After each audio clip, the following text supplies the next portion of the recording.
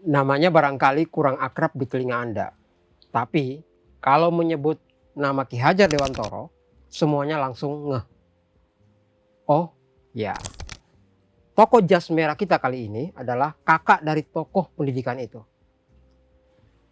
Ia adalah bangsawan dari Jogja, dari Pakualaman, Kadipaten. Tetapi sosok ini adalah bangsawan yang mengambil jalan yang sangat berbeda. Ia menjadi si pengutuk Belanda paling keras. Si tukang berkelahi dengan sinyo-sinyo si pengganggu anak-anak kampung di luar dinding istana. Dan namanya melambung sebagai tokoh perburuhan dari Sarekat Islam Afdeling Yogyakarta.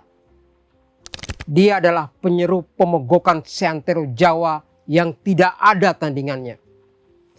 Karena aksi-aksi mogok buruh militan dari tahun 1918 sampai 22 menurut catatan saya ya, yang dilakukan oleh perhimpunan buruh pabrik yang dipimpinnya, pers Belanda menjulukinya sebagai si Raja Mogok, the Stakkingskoning, Raja Boykot.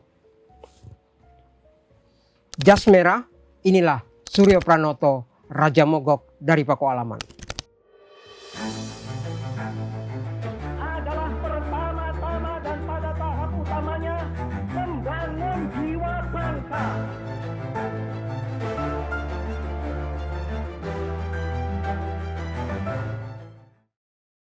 Mari kita ke pabrik gula Madukismo di Kasihan, Bantul, Yogyakarta. Kalau Anda suka naik kereta tebu atau kereta lori, nama kereta itu Karl Marx. Karena didatangkan dari Jerman Timur. Dan sampai hari ini, sampai detik ini, Karl Marx itu masih beroperasi di Madukismo. Karl Marx masih tut. Di tahun 20, sewaktu namanya masih pabrik gula Padoan, dijadikan salah satu sasaran aksi boikot terbesar oleh Persatuan Pergerakan Kaum Buruh atau PPKB. Persatuan ini membawahi 22 serikat buruh se-Jawa, termasuk ya personil Fabrik Bon atau PFB yang memang punya puluhan cabang. Jadi kalau di total PPKB itu anggotanya 70-an ribu. Dan persatuan buruh ini dipimpin oleh Suryo Pranoto, wakilnya Semaun. Ini adalah perpaduan pimpinan Sarekat Islam di Jawa Tengah. SI Afdeling Jogja dipimpin Suryo Pranoto, SI Afdeling Semarang dipimpin oleh Semaun. Dan pemogokan hebat pabrik gula Padoan adalah jawaban atas ultimatum Suryo Pranoto kepada organisasi pengusaha pabrik dan kapitalis birokrat Pangreh Praja yang berhimpun di PEB. Itu adalah singkatan dari Politik Ekonomische Bond. Jadi PEB versus PFB atau PPKB. Juragan atau oligarki versus buruh. Ultimatum mereka, 1. Naikkan gaji. 2. Kurangi jam kerja dari 12 menjadi 8 jam sehari. Ketiga, liburkan buruh bekerja pada hari Jumat. Nah, inilah sejarahnya kenapa kemudian buruh libur hari Minggu. Itu jadi Jumat dipindahkan ke Minggu. Karena ultimatum nggak direken, maka meletuslah pemogokan di mana-mana. Saya pernah mencatatnya saya pernah menulisnya di Mojo kalau nggak salah untuk memperingati 100 tahun Indonesia. Jadi pemogokan itu merentang dari Malang, Surabaya, Bromo, Pare, Pajaran, Cepu, Semarang, Jogja, pusat gravitasinya ya, Seragi, Juwono, Lasem, Sumpiu, Kadipaten Majalengka, Bandung, hingga Jatinegara. Jadi hampir semua pabrik-pabrik gula, pabrik apapun itu mogok di tahun-tahun itu. Jadi kalau membaca kronik Indonesia, ini adalah tahun-tahun pemogokan buruh yang paling luas seperti sebutkan tadi ya. Jadi dari 1918 sampai 1926, kalau membaca kroniknya itu sampai bosan membaca isu pemogokan buruh. Di mana ada pemogokan buruh, di situ ada Suryo Pranoto sebagai propagandisnya. Lalu siapa sebenarnya Suryo Pranoto ini? Nah, untuk itulah saya kira buku ini, Raja Mogok Raden Mas Suryo Pranoto, saya rekomendasikan untuk kalian baca.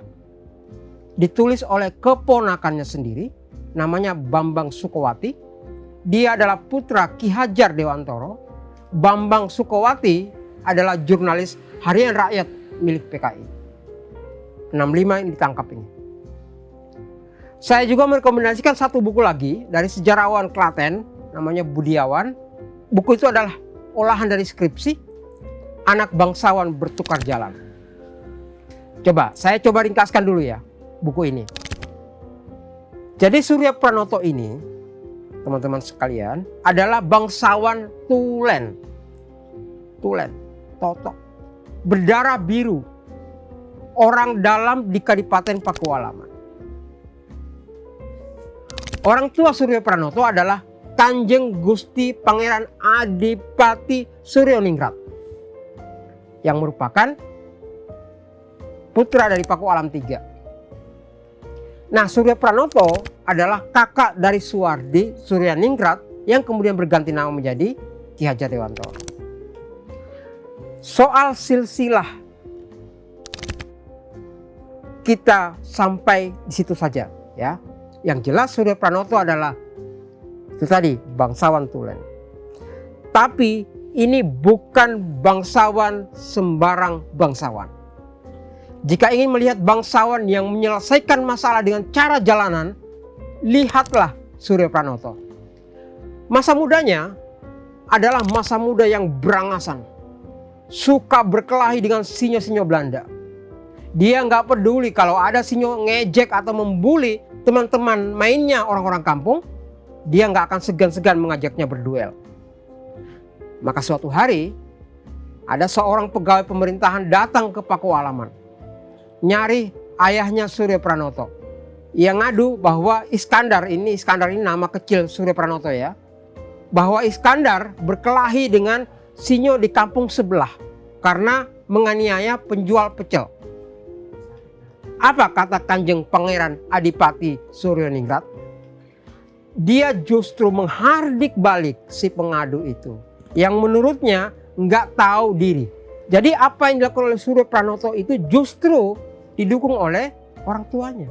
Nah, karena karakter yang berangasan ini yang menjadi pembikin onar di Jogja, maka setelah lulus dari sekolah pegawai rendah, ini untuk anak-anak bangsawan ya, residen kemudian membuangnya ke Tuban. Itu umur 14 tahun. Di Jawa Timur inilah justru Suryo Pranoto ketemu pemuda bangsawan yang lain, namanya Umar Said. Jadi klop ya, nggak lama di Tuban. Ya sekira 6 bulan. Babak belur seorang kontrolir dihajarnya di Tuban itu. Karena itulah dia dipulangkan kembali ke Jogja. Di Jogja, Suryo membuat perkumpulan kecil kayak koperasi gotong royong gitu ya, bernama Mardi Koskoyo. Dan lawan tanding koperasi ini adalah rentenir. Bayangkan anak umur belasan tahun loh itu ya, membuat koperasi gitu. Dan gak terhitung berapa kali ia baku hantam dengan rentenir pasar. Termasuk menghajar seorang Sayyid Arab yang ngaku keturunan Nabi, yang tidak lain adalah rentenir. Orang Afrika, bekas pegawai kapal Belanda yang dipecat gitu. Dan menipu orang-orang kecil yang terpesona oleh outfitnya itu loh. Pakaiannya, janggutnya dan seterusnya. Sorbannya gitu. Nah, Sayyid rentenir ini dihajar oleh Suryo Pranoto di Masjid Pakualaman. Jadi kalau kalian sholat Jumat di Masjid Pakualaman, nah itu tempatnya Suryo Pranoto menghajar rentenir yang mengaku keturunan Nabi itu. Dipukuli, lari, dilempari telur busuk. Bayangkan hari Jumat itu. Dan sampai disinilah mulai terang mengapa Surya Pranoto seorang bangsawan, seorang ningrat Kadipaten Pakualaman menjadi pimpinan penggerak buruh dan tani. Saat Suryo dikasih amanah oleh Cokro Aminoto memimpin Sarekat Islam di Jogja, ia punya inisiatif ngebangun kantong gerakan sosial namanya unik sekali, Tentara Buruh Adidarmo. Dan Surya Pranoto langsung mengetuainya. Sebelum mengetuai, ya benar, sindikasi organisasi buruh bernama Personil Fabrik Bon atau Perhimpunan Buruh Pabrik, Surya Pranoto eksis terlebih dahulu dengan tadi itu Tentara Buruh Adidarmo. Jadi jago-jago demonstrasi itu dididik dan dimilitankan secara khusus di sini di bawah pengawasan langsung oleh Surya Pranoto. Dan mereka juga bikin koran secara ofisial namanya Medan Budiman. Jadi kalau ingin meriset pergerakan buruh di Hindia dari tahun 1918, Anda mesti membaca koran Medan Budiman ini. Masih ada korannya di Perpustakaan Nasional. Selain Utusan Hindia dan Sinar Jawa. Utusan Hindia itu adalah koran ofisialnya Sarekat Islam di Surabaya.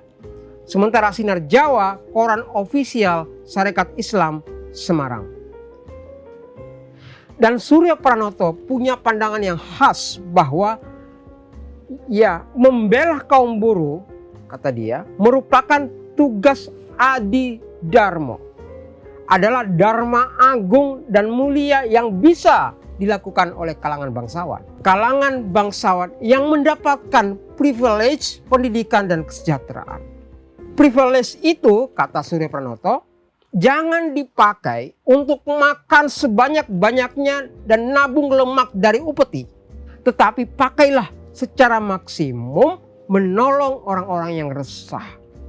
Membantu orang-orang lemah dalam pengertian sebenar-benarnya. Dengan tinju kalau perlu. Jadi itu membela buruh dalam pandangan Surya Pranoto adalah dharma mulia, dharma agung seorang bangsawan. Agar total setotal-totalnya, maka di sebuah rapat Sarekat Islam, Surya Pranoto membawa potongan kayu ya.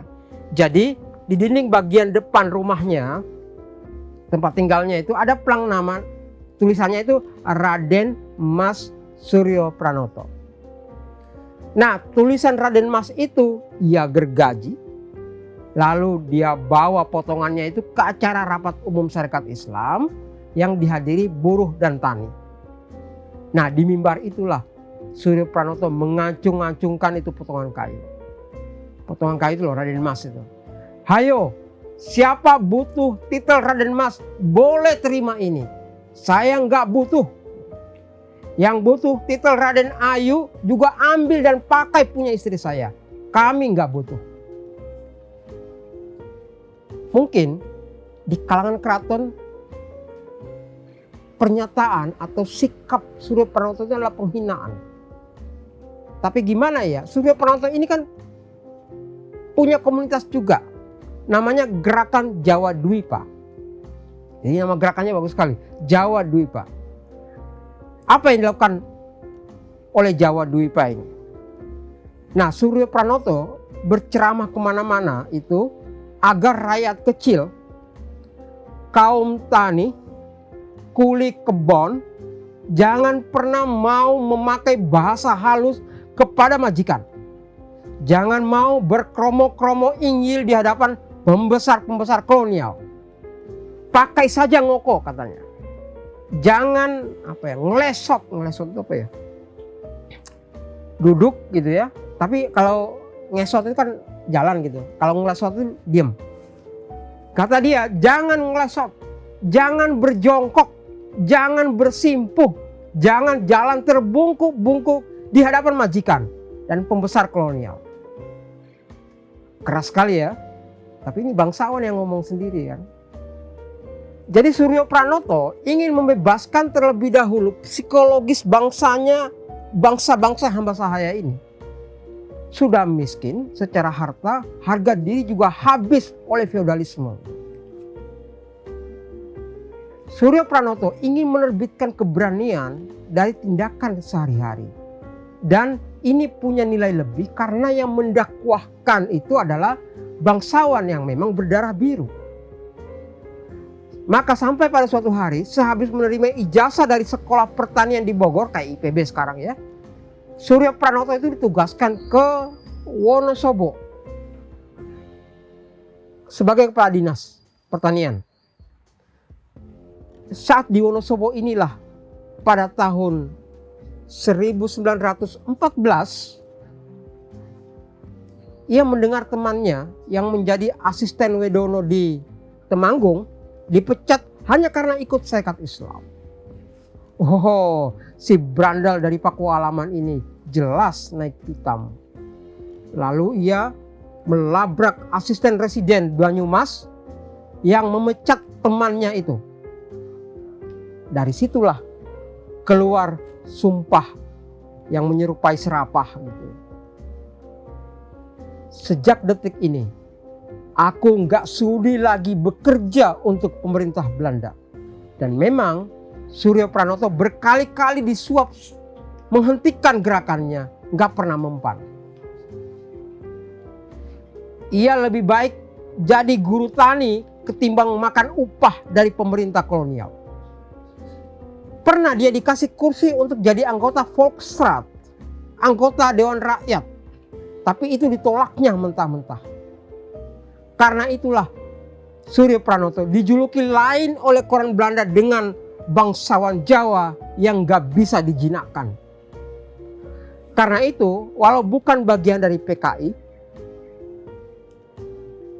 Suryo Pranoto tetap disegani oleh kalangan komunis yang juga sahabatnya semacam Alimin.